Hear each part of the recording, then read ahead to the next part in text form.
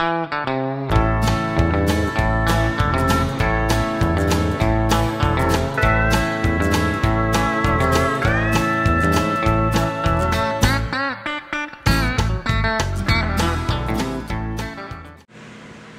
we're in the kitchen with Brian Hofeld and the Derailers outside of Austin, Texas.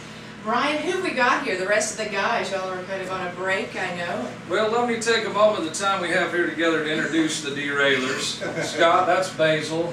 Basil, this is Kevin. There you go. I'm just kidding, that's an old country music joke there. This is Kevin Smith, dangerous Kevin Smith on the bass guitar, and Scotty Matthews plays drums.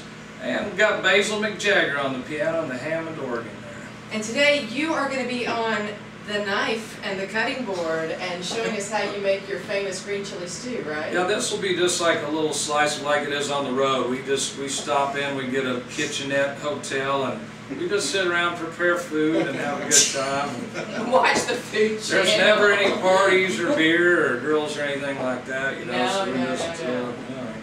That sounds good. Now you guys are touring right now promoting your new album, right?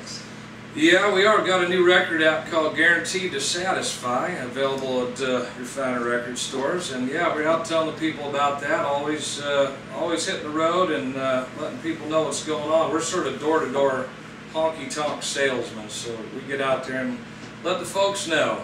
That sounds good, and I understand the green chili stew is also guaranteed to satisfy. So we'll take a look at those ingredients, and then we'll get to the kitchen and start cooking.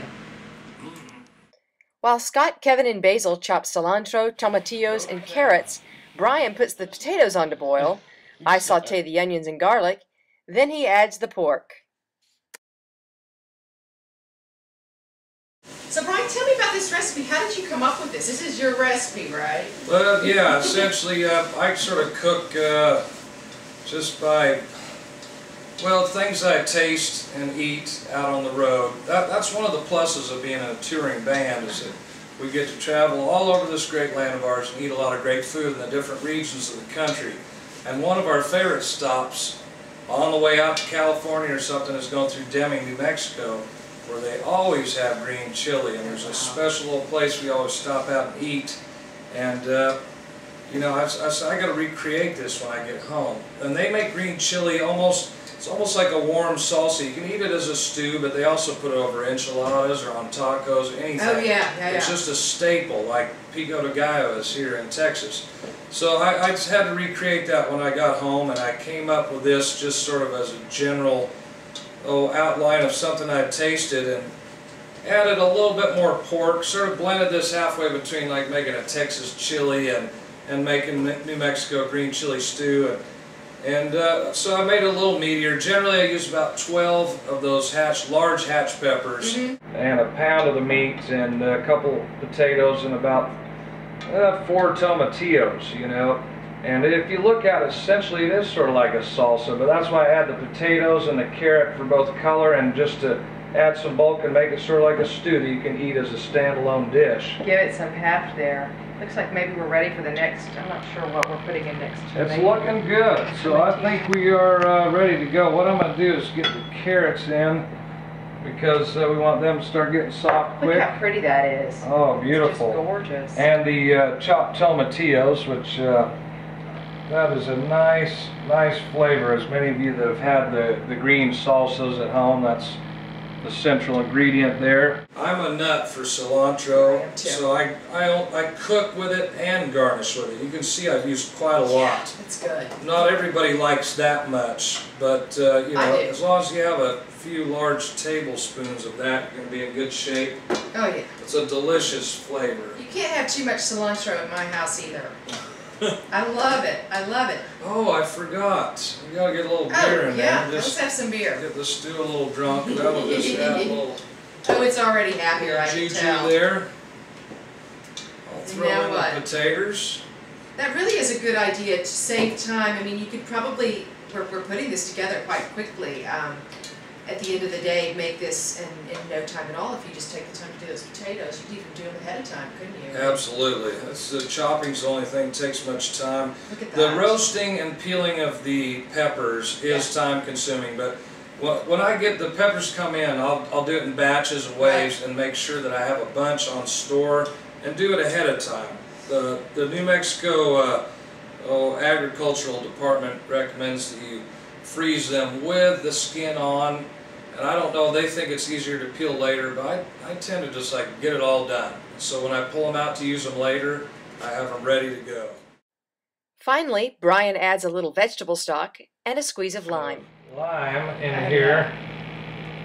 Lime and pork are delicious. Lime and meat are just a great combination. They really do like each other, don't they? my I mean, goodness. they are just big pals. While the green chili stew simmers, the guys set up in the living room to play the song that they wrote for me, called Cowgirl.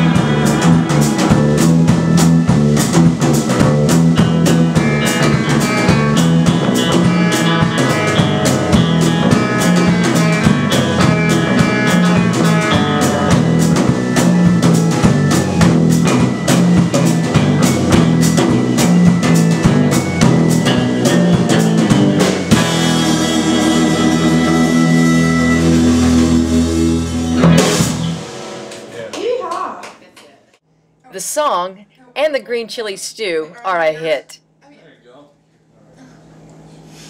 Yeah, even better that way. I don't know if the swing's working. Here. It's early. It's not helping us.